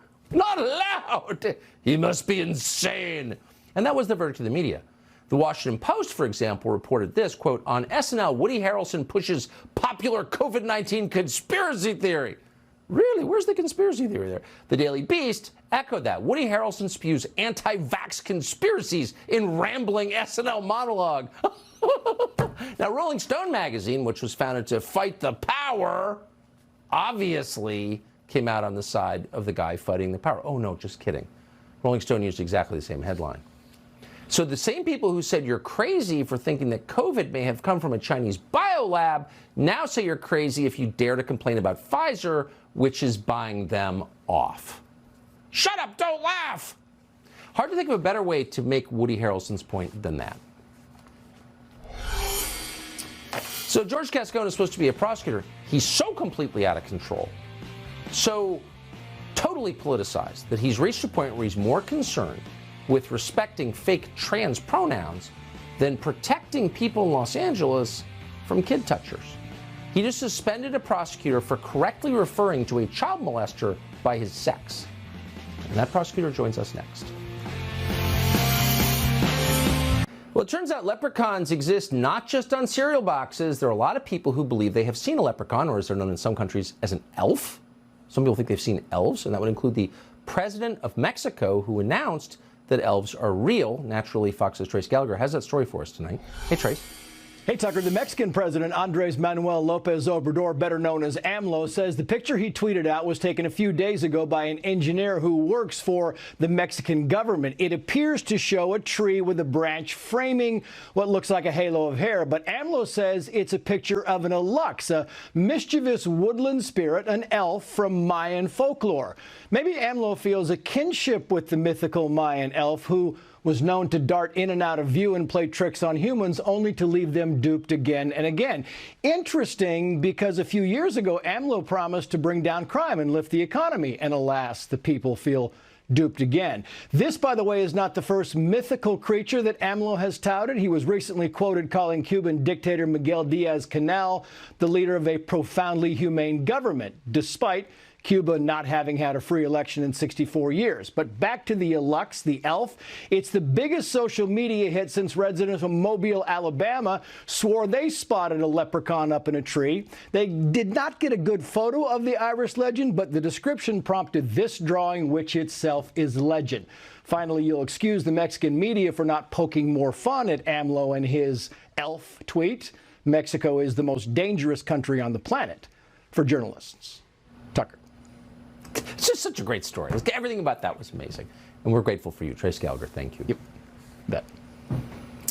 Here's a sad story. When he was 17 years old, a man called James Tubbs sexually assaulted a 10-year-old girl. It wasn't a close call. He sexually assaulted her in the bathroom of a restaurant. So under policies enacted by Los Angeles' Soros-backed DA, George Gascon, Tubbs received just 2 years in juvenile detention. So getting stuck in a cage with a bunch of other dudes is no fun. No one likes it. So Tubbs figured a way to get out. He decided he's a woman, and that meant he had access to women in jail. As you'd expect, on a recorded jailhouse phone call, Tubbs praised Gascon's policies. Listen. Don't worry about it. It's a strike, but they're going to plead. I'm going to plead out to it. I'm going to plead guilty. They're going to stick me on probation, and it's going to be dropped. It's going to be done. I won't have to register. Won't have to nothing. For an offender, you don't have to register? I won't have to do none of that. So what are they going to do to you then? Nothing. And the call gets worse. Actually, so disturbing we're not going to play it, but Tubbs goes on to make shocking comments about his 10-year-old molestation victim. But George Gascon is not mad at him. No. He's mad at one of his own prosecutors for misgendering the child molester, correctly identifying Tubbs as a man. That prosecutor, Shea Sana, is brave enough to join us tonight, and we are grateful for that. Mr. Sana, thank you so much for coming on. Are we misstating any part of the story? You were suspended for using correct pronouns about a man who pled to child molestation? Correct. So I was suspended because I did not use the preferred pronoun of a child molester when notifying the administration that I had evidence that James Tubbs was perpetrating a fraud in the court, playing the DA's office, and perpetrating a fraud in our justice system. So by notifying everybody that they're being played, I was punished because I did not use, I hurt a child molester's feelings by not using the correct pronoun. It's just incredible to me that you're coming on the show to say this out loud. Why are you doing this? This cannot help your career, to put it mildly. No, but how could I not? I'm obligated to. I have kids. I know how innocent kids could be.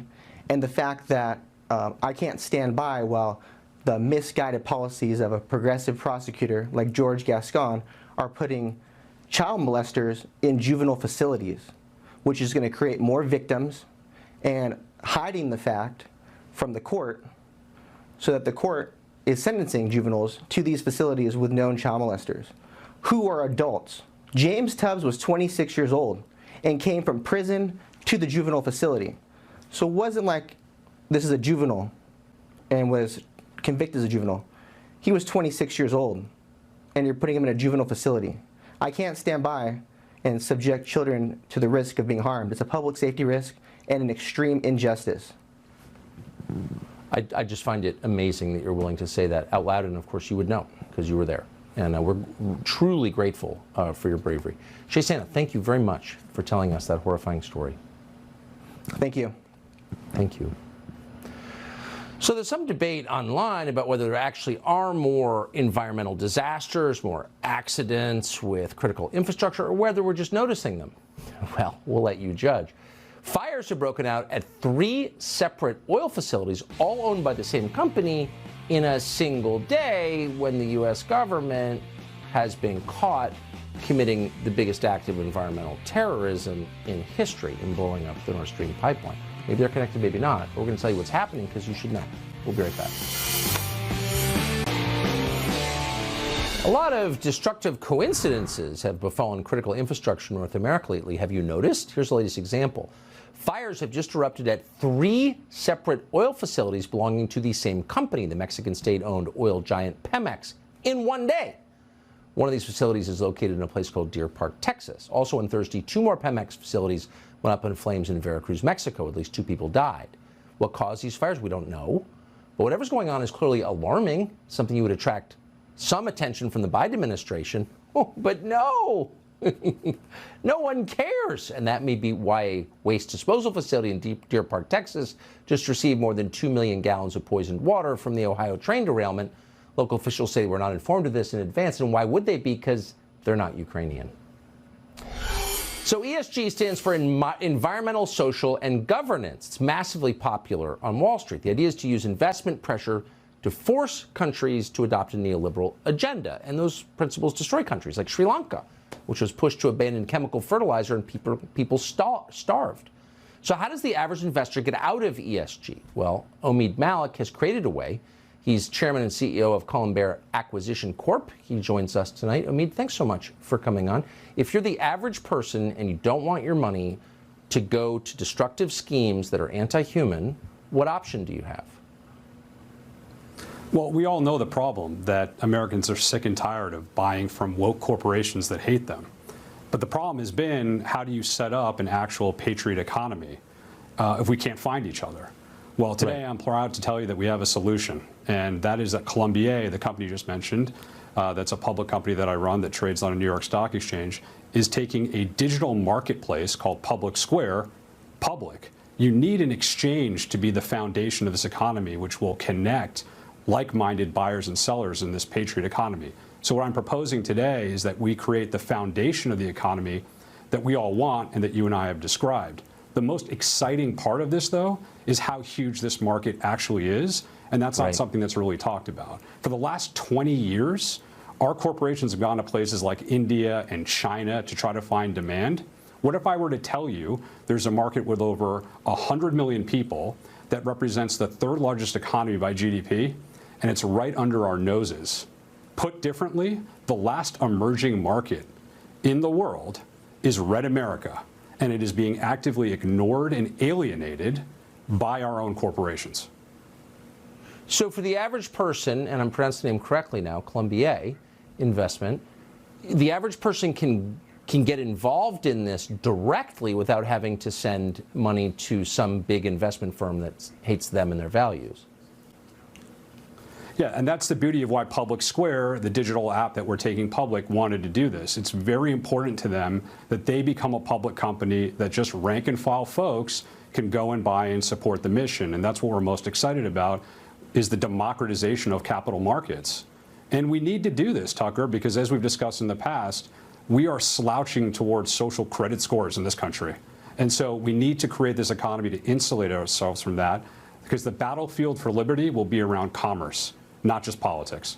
That's exactly right. You can have all the opinions you want, but if all the money is on the other side, you're going to obey in the end. I think that's absolutely right. Omid Malik, I hope you will come back. Thank you for doing this. And great to see you. My pleasure, Tucker. Thank you. We've got more news. Welcome to Tucker Carlson Tonight. The war in Ukraine began a year ago today, on February 24th, 2022, when the Russian military rolled across the eastern border of that country. But in many ways, the Russian invasion of Ukraine was the end point of a much longer story. The propaganda campaign designed to convince Americans to take sides in this conflict, a conflict that has nothing, strictly speaking, to do with them or with America, that effort began many years earlier. We'd peg it to July 22nd, 2016. That's the day that WikiLeaks published thousands of emails from the servers of the Democratic National Committee in Washington. Those emails proved that party officials had rigged the democratic process, the primary process, in favor of Hillary Clinton and against the insurgent populist candidate that year, Bernie Sanders of Vermont. Within days, the chair of the DNC, Debbie Wasserman Schultz, resigned in disgrace. The WikiLeaks scandal broke on the same day that Hillary Clinton chose her running mate, Senator Tim Kaine, and it overshadowed the nominating convention that followed. But more significantly, the WikiLeaks scandal threatened to split the Democratic Party into pieces. More than 13 million Bernie Sanders voters, many of them young people, learned that the process they had always believed in was in fact a sham. They had been cheated. Democratic leaders had to act quickly in the face of this to deflect blame from themselves onto someone else. The DNC's servers, they claimed, had been hacked by the Russian military. The goal was to hurt Hillary Clinton, whom the Russians feared for her strength and wisdom, and to help Donald Trump, whom they controlled. Russia hacked the servers in order to hack the election. That was their story. The Washington Post ran with it the first day as if it were true. But there was never any evidence that it was true. Almost 7 years later, there is still no evidence. The DNC's story about its servers is a lie. But as a political strategy, that lie worked flawlessly. Russia made the perfect villain.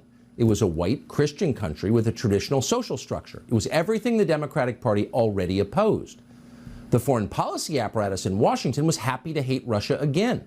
After 40 years of Cold War, hating Russia was muscle memory. So soon the leaders of both parties in Washington signed on to the Russia collusion hoax. It had the twin benefits of paralyzing the Trump administration, which it did, and justifying the expansion of the national security state. As the years passed and the rhetoric intensified, hysteria set in. After a while, anybody with a heterodox opinion, from right-wingers to avowed socialists, could be accused of working secretly for Vladimir Putin. Many were accused, and some were destroyed by it. It was a textbook witch hunt, far more effective than McCarthyism. And unlike McCarthyism, it never ended.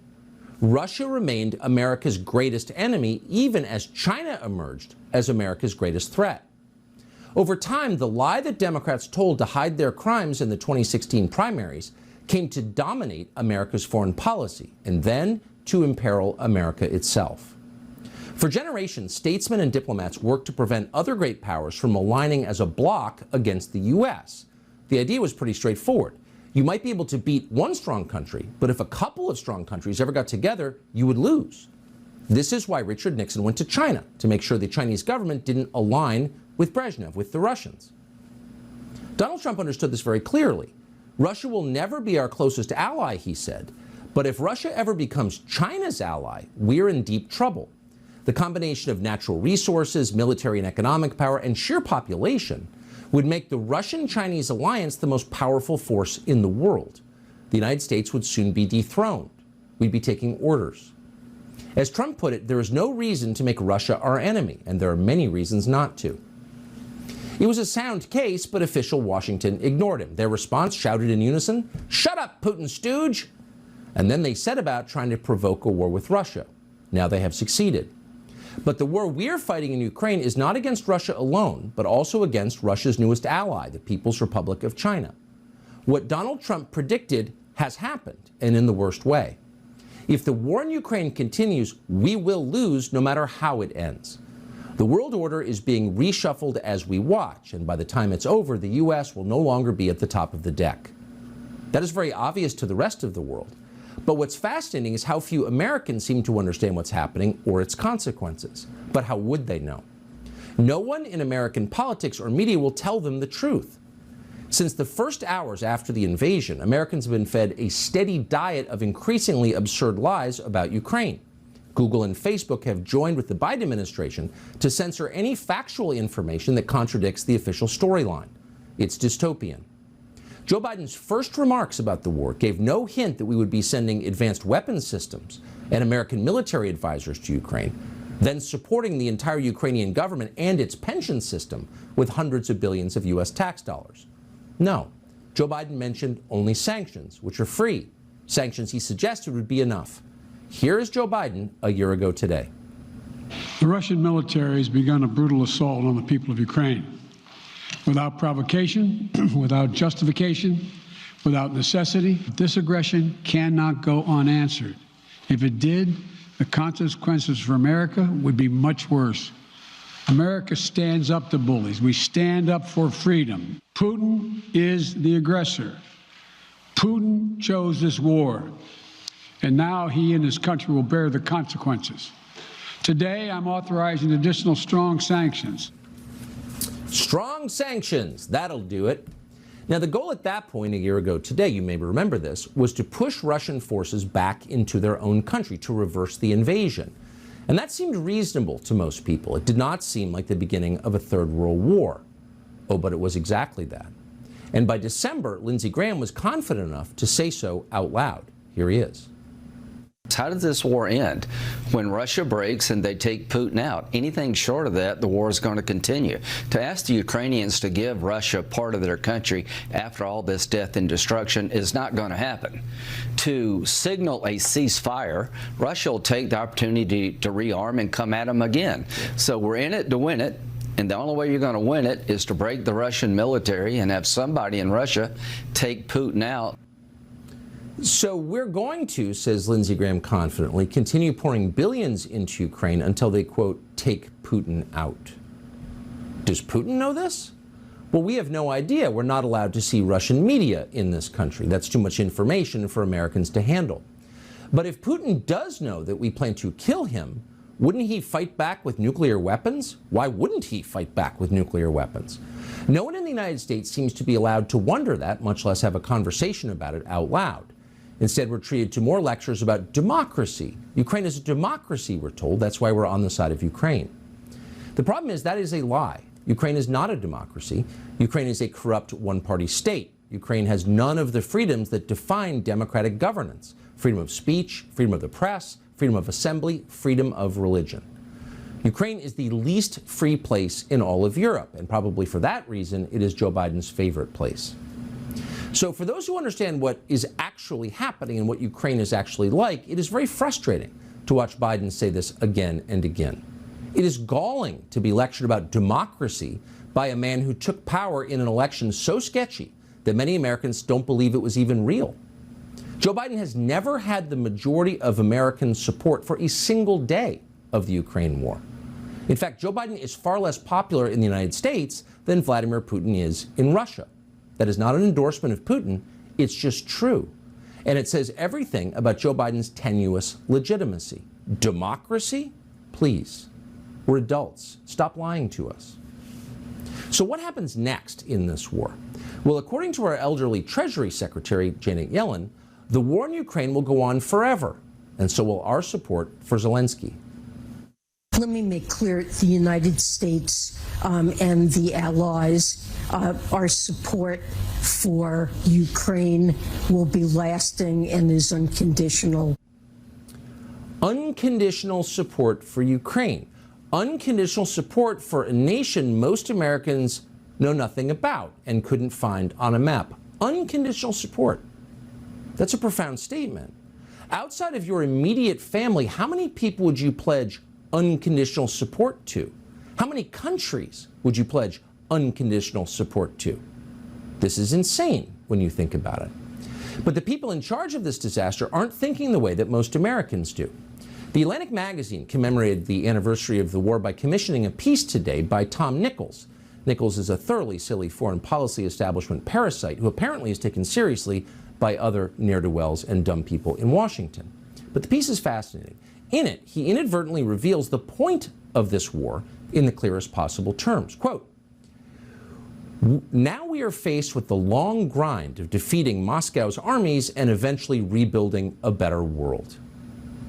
Oh, defeating Moscow's armies and building a better world? Perfect. Thank you, Tom Nichols, adding those items to this week's to-do list. Unspecified in the piece is exactly how we plan to do this, how we plan to defeat Russia and its ally China and then build utopia. The piece is notably light on details. Now, you'd feel a little better hearing all this if Tom Nichols and others like him in Washington had a track record that suggested they could do any of this, a track record of competence and success. They don't. Nichols himself seems to spend most of his life arguing with other people on Twitter. He's never achieved anything at all that we're aware of. But then virtually none of them have achieved anything. Biden's chief Ukraine strategist, Toria Nuland, you would not hire her to plan spring break. She couldn't do it. She doesn't have the skills. Now, these very same people, these demonstrably incompetent people, say they plan to rebuild a better world. All right, that seems ambitious. How about starting with Baltimore? Before moving on to total global transformation, shouldn't we fix the biggest city in Maryland first? Under the leadership of people like Tom Nichols and Toria Nuland, neoliberal geniuses with grand plans, Baltimore has devolved into third world chaos. But then so has Iraq, and so has Libya, and so has every other place these people have decided to, quote, rebuild. It should spur a moment of silence and self-reflection in the U.S. State Department that the moment Western diplomats and NGOs left the country, Afghanistan got safer. There are far fewer killings in Kabul now than there were 18 months ago. Pedestrians in Kabul can walk to dinner at night without being murdered. Now, that fact doesn't tell the whole story of Afghanistan, of course, but we shouldn't ignore that fact. It means something. If you spend billions trying to make a place better and it gets worse, you have an obligation to think about why. Maybe you're doing it wrong. Maybe you're not as powerful and clever as you thought you were. Maybe there's a problem with your formula. But none of this ever occurs to people like Tom Nichols and Toria Nuland, and for that matter, Joe Biden. The more discredited they are, the more self-confident they become. They see every failure as evidence that their talents are more desperately needed than ever. What is this? Well, it's called hubris. Hubris is the delusion that causes people to mistake themselves for God. They imagine they have power and wisdom and foresight they don't actually possess, that no human does. Hubris is a species of mental illness. These people are unwell. They're crazy. And there's nothing more dangerous than that. Hubris has caused more suffering than polio. It's caused more deaths than smallpox. And apparently, we're in the middle of another epidemic of it. Douglas McGregor is a retired Army colonel who knows a lot about hubris. He joins us tonight. So not to single out Tom Nichols, who's one among many people afflicted with this, but to say that our goal is to crush Putin's armies, the over 1 million man armies of Russia, and then rebuild a better world. Does that strike you as a little ambitious? Well, not really if you consider the Washington strategy right now led by President Biden. Why fight one war when you can fight two at the same time against two of the most powerful nations in the world? Everything that the Biden administration has touched thus far is a disaster. The world is de-dollarizing. Europe's economies are not growing. Russia's economy is growing and growing faster than Europe's economies. We have a fire sale on dollars and U.S. treasuries. Last year, Russia's budget deficit as a percentage of GDP was 2.3%. America's budget deficit as a percentage of GDP was 5.4%. The Ukrainian armed forces are facing a manpower crisis. They're herding boys, old men, and women into uniform. The Ukrainian armed forces are strained to the limit. Without NATO military manpower, manning and conducting operations, the Ukrainian armed forces would fall apart. Then you look at NATO. NATO is deeply divided. Turkey is ready to leave the alliance. They're aligning more and more with each passing week with Central Asia, with China, with Russia, and other countries. Germany is desperate for the resources to keep its scientific industrial base functioning.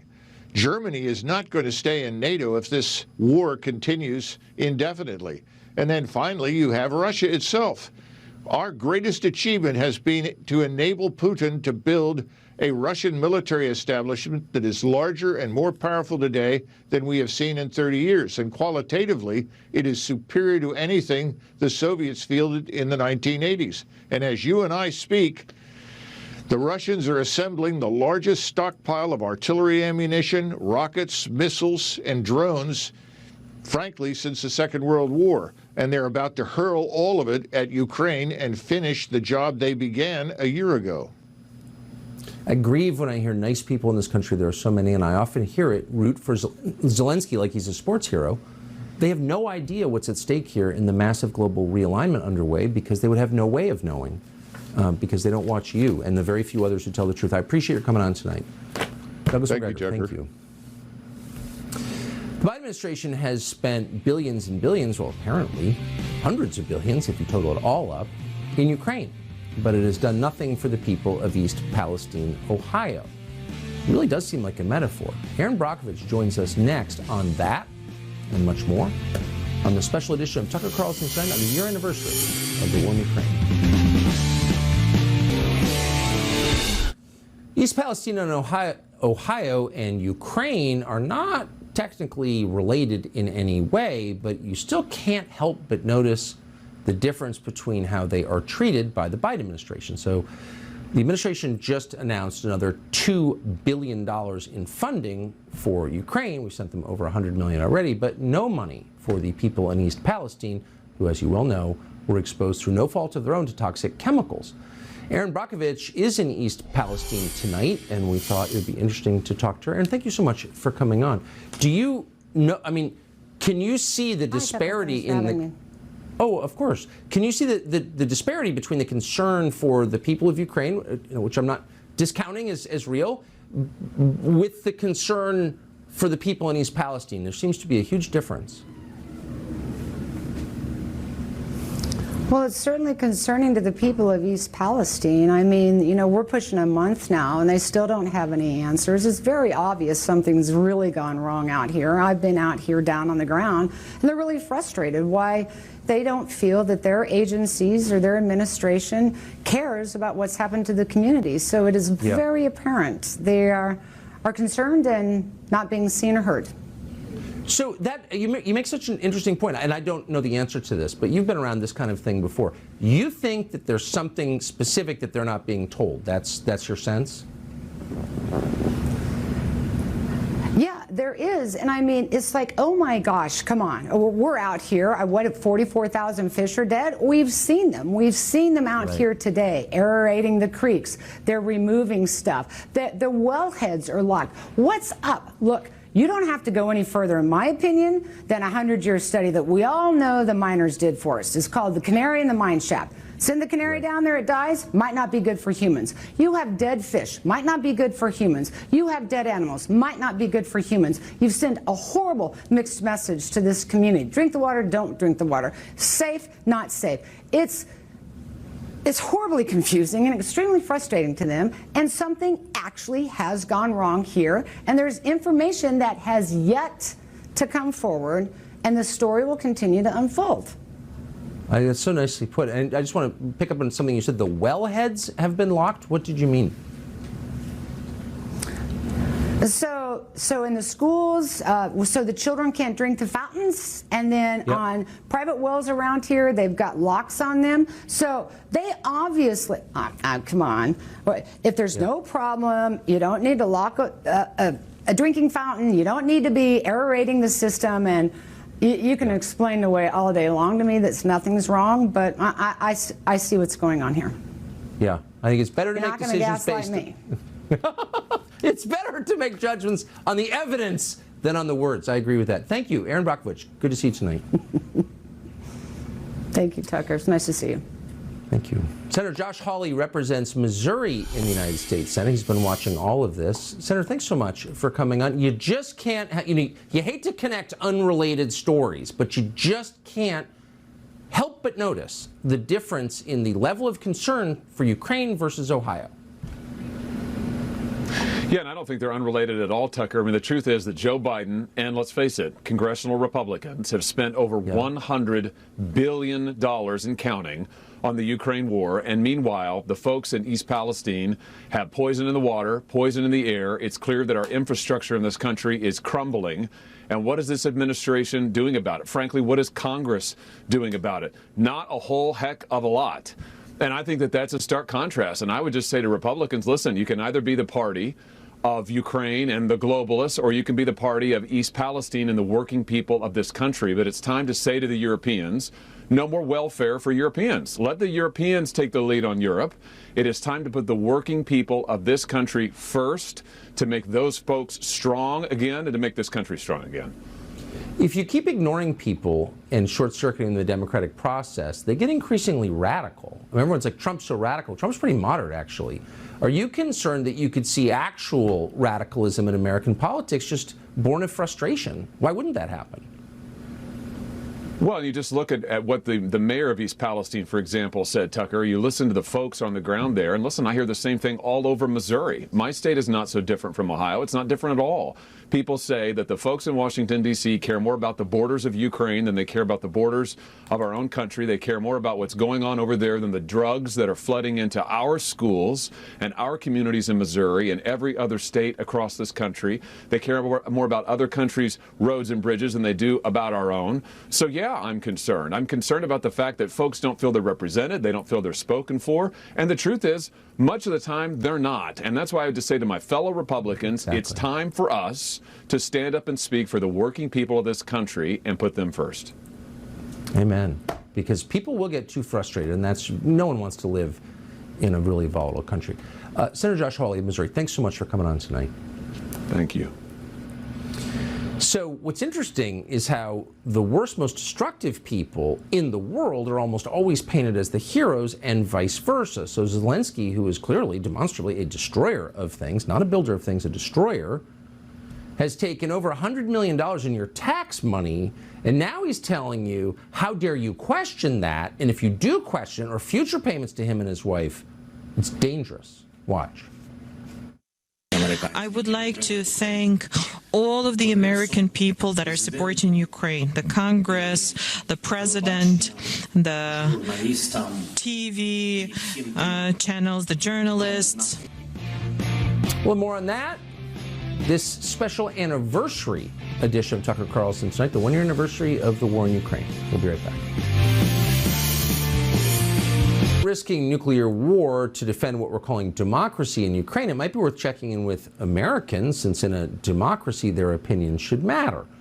So according to the polls, actual Americans, think we should stop giving money to Ukraine. In a new AP poll, for example, just 37% of Americans favor sending taxpayer dollars to the corrupt and repressive government of Ukraine. Now, the man who runs that corrupt and repressive government, Zelensky, was just asked about this. Watch his response. If they do not support Ukraine, they will lose NATO. They will lose the clout of the United States. They will lose the leadership position that they are enjoying in the world, that they are enjoying for a very fair reason. And they will lose the support of the country with 40 million of population, with millions of children. Are American children any different than ours? Don't Americans enjoy the same things as we do? I don't think we're that different. If it happens so that Ukraine, due to various opinions and weakening and depleting of assistance, loses, Russia is going to enter Baltic states, NATO member states, and then the U.S. will have to send their sons and daughters exactly the same way as we are sending their sons and daughters to war, and they will have to fight because it's NATO that we're talking about, and they will be dying. They're selling that man as a hero, and he has, for a full year, done his best to get your sons to Ukraine to die on behalf of his country. He's not a hero. He's an anti-hero. He's a destroyer. Lieutenant Colonel Daniel Davis is a Defense Priorities Senior Fellow. He joins us tonight. I'm just amazed that the U.S. media, in conjunction with this administration, has been able to sell this guy, who clearly has contempt for the lives of American citizens, as George Washington. How have they been able to do that?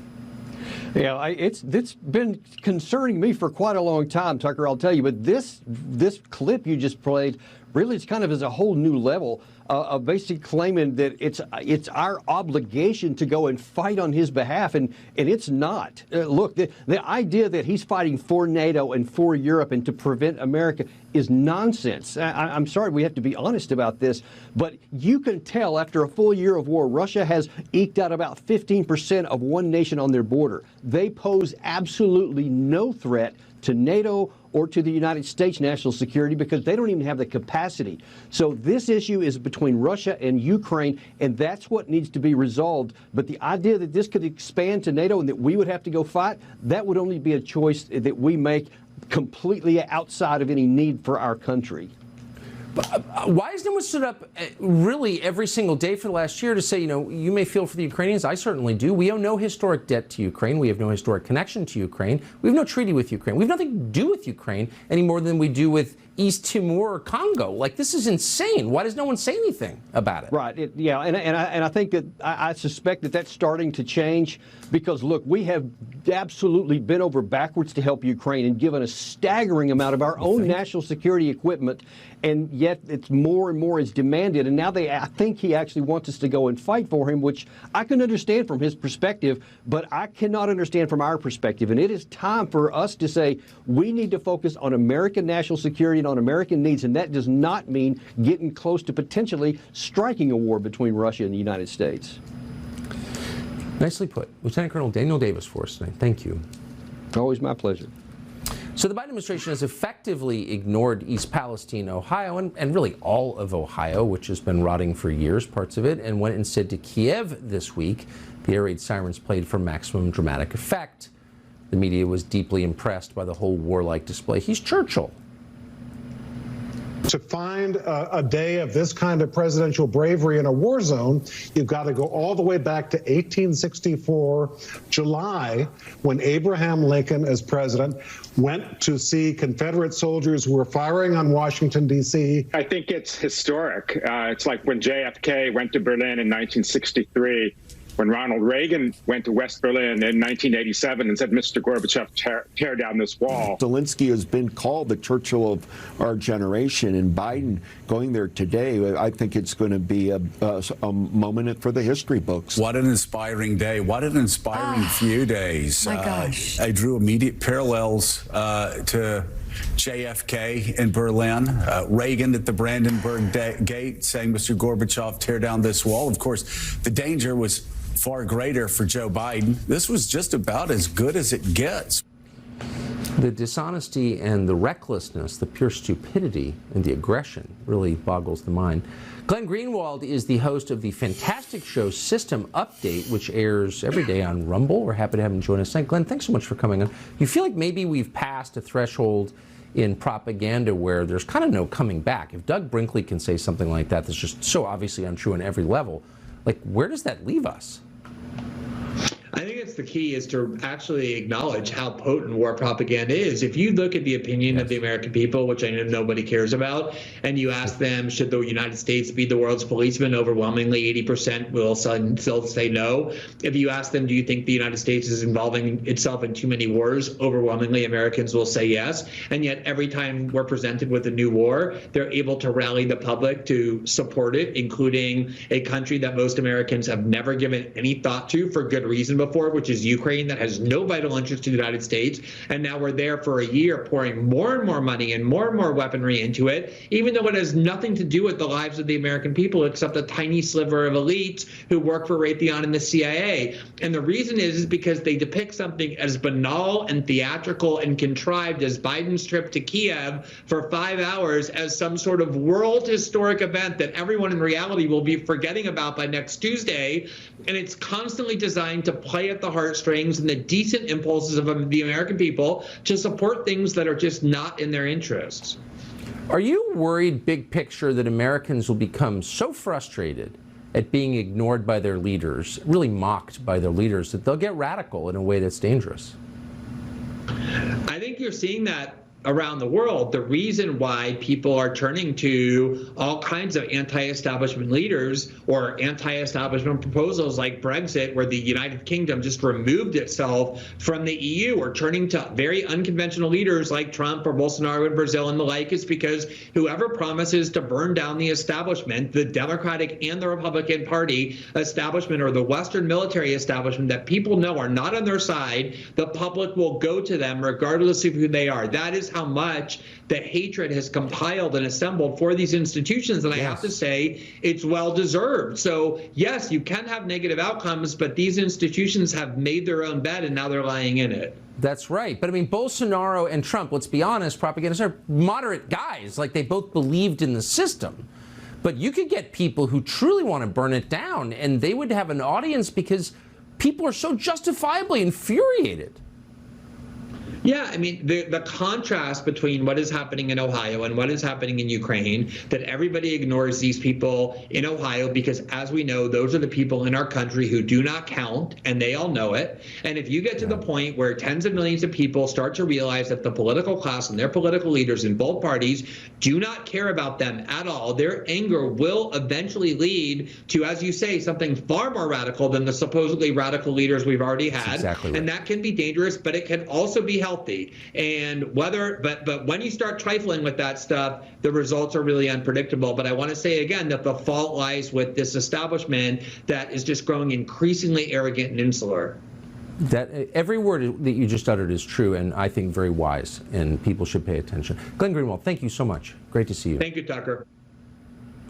So the Biden administration committed the single largest, most profound act of industrial terrorism, of sabotage in history. They blew up the Nord Stream pipeline, which brought energy from Eastern Europe to Western Europe. The consequences of this will unfold over the generations. We're going to bring you an update on that next on the special edition of Tucker Carlson Tonight.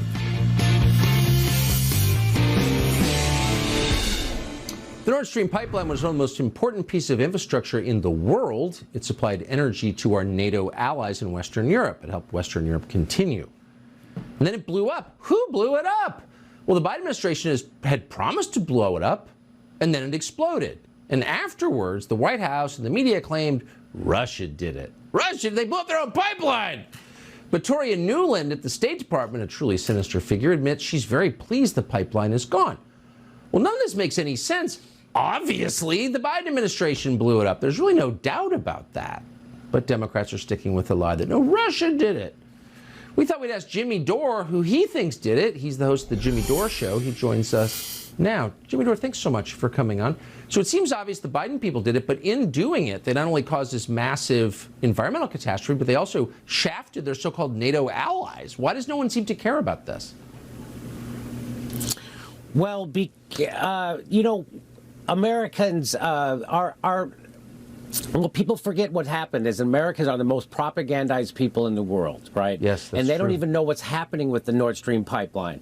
They think that propaganda happens to other people. So this is 100% propaganda war. And why doesn't Joe Biden want to investigate this? Why doesn't Congress want to investigate this? If they investigate it, they'll know it'll show that the United States didn't do it and Russia did it. So why don't they want to investigate it? Sweden, Denmark, and Norway already did their own investigation of this. They won't release it. Why won't they release this investigations? Just like they don't want to investigate the cause of the coronavirus outbreak. They don't want to know the answers. They don't want to investigate them because they already know the answers. You know, America is turned into, Chris Hedges has called the America a mafia state. A tiny cabal of people have control of our government, and they're using it to do war for economic profit. You know, the difference between our mafia state now, back then, the mafia helped defeat the Nazis back then. Now we're actually arming Nazis, you know, and isn't it just like America to ignore the Nazis that are suffering here at home trying to buy eggs while we fund Nazis in other countries? It's unbelievable what's happening. This is really about World War III. And why aren't they investigating it? No, they won't even ask them a question. You know, Cy Hirsch's article came out detailing how they all blew up the Nord Stream pipeline, and the American press won't even ask the people he named in that article a question question about it. They won't ask Victoria Nuland. They won't ask Jess Sullivan. They won't ask Anthony Blinken. In fact, those people won't even give a statement about it. You know who will talk about it? Kirby, the press secretary at the White House. Because I'm sure the people who did the investigations have a pipeline right to Kirby, but not to Anthony Blinken, not to Sullivan, not Victoria Nuland. By the way, these are the same people who lied us into the Iraq War, lied to us about Libya, lied to us about Syria, dropped so many bombs in Syria they ran out of bombs. They're doing the same thing. America is the world's terrorist. We have 400 military bases surrounding China. We provoked this by people don't know that the CIA got in bed with the right-wing Nazis in Ukraine to overthrow the democratically elected government of Ukraine in 2014. We had a peace deal. It was called the Minsk Accord. And then they violated. Who violated it? Ukraine kept shelling the Donbass, which are the Russian speakers in the eastern part of the Ukraine. And that's why Putin had to be provoked to invade to protect those people. Nobody will tell you that. Everybody who talks about every other news station, by the way, you're the only one doing this. And I applaud you for letting people come out and tell the truth about what's actually happening in Ukraine. Other stations, when I watch, what they do is they start the history of Ukraine from Putin's invasion. They never tell you that we overthrew their democratically elected government in 2014. They never tell you that they didn't stop shelling the people in the Donbass. They never abided by the Minsk Accord. They don't tell you that the former German prime minister said that the reason why they did the Minsk Accords in the first place was so that Ukraine could build up their military to get ready for this war that they're provoking. So the American people are waking up. There was a big... Okay. Anyway, I'll leave it there. You sound like a Putin shill, Jimmy Dore. This is the most propagandized country in the world. It makes me sad to agree with you, but I do. Jimmy Dore, thank you so much. Thank you. So we're going to take a quick break from the super depressing news from Ukraine on this one-year anniversary to show you part of a fascinating conversation we just had with Mr. Wonderful Kevin O'Leary. That's next. O'Leary is one of the most successful, certainly one of the most famous investors and businessmen around because he's a TV star in addition to a businessman. He's on Shark Tank and has been for 15 years. He's Canadian. He has a really interesting analysis of the economy and the United States, and basically he believes certain places are becoming very different from other places, and there will be no business in places like New York and California before long. We talked to him for a brand new episode of Tucker Carlson Today. Here's part of it.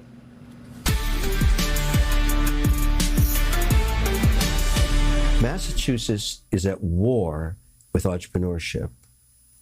Elizabeth Warren will punish you for success. She will make sure you pay super taxes if you're successful. The regulatory environment there is prohibitive for business. New York, even worse. New Jersey, forget about it. California is not in business. You can't do business there, and they're leaving like droves out of there. So this competition of states is beginning to occur. I can put money anywhere, anywhere. Why? Because the pandemic changed our economy. 40% of my staff at every company, regardless what city they're headquartered in, works remotely. That's never going to change. Primarily in accounting, logistics, some marketing positions, certainly sales.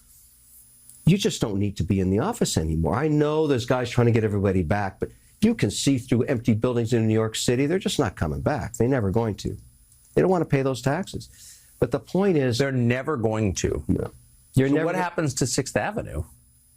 I think you turn it into condos. I mean, what else are you going to do? But who's going to... Why would people live there if they don't have to go to the office? I'm not cap rates. In other words, the cost of real estate in some of these places where it's highly technical. If you talk to real estate developers in New York, and I hear them every day, they'll talk their book till the cows come home. The truth is, in commercial real estate, they got issues. Like real ones? Yeah, because people don't want to put the nexus of their business in a place where AOC is telling you, I hate you. I'm going to litigate you. I'm going to sue you. I'm going to make sure that you can't create a job. Do you remember the Amazon 10,000 jobs? Very well. She kicked out of there? The guy that was running that program, I know personally, he said, wow, was I ever glad to get out of that mess. They hate us there. They don't want our jobs. Well, which jobs are they going to get exactly? Like, when you start chasing away entrepreneurial capital. So my whole point is there are go-to states and there's no-go states. And no-go states right now are New York, New Jersey, Massachusetts, California.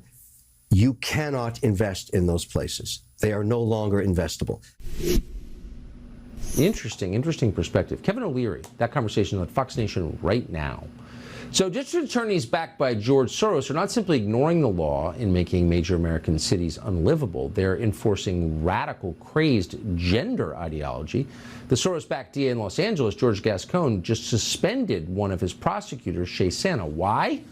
Because Santa supposedly used the wrong pronouns to refer to a convicted child molester called Hannah Tubbs. That prosecutor is going to join us on Monday, and we really look forward to that. And a lot more, by the way.